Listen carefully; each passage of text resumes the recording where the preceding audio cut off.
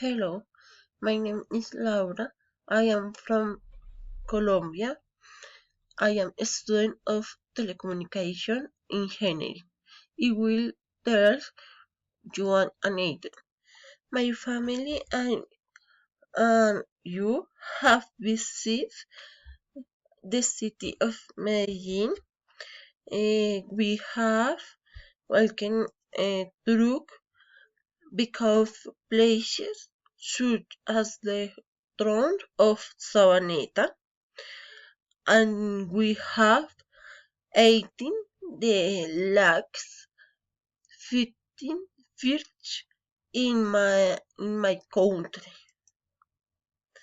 I have also traveled to the city Armenia. I have visited the Club. Club.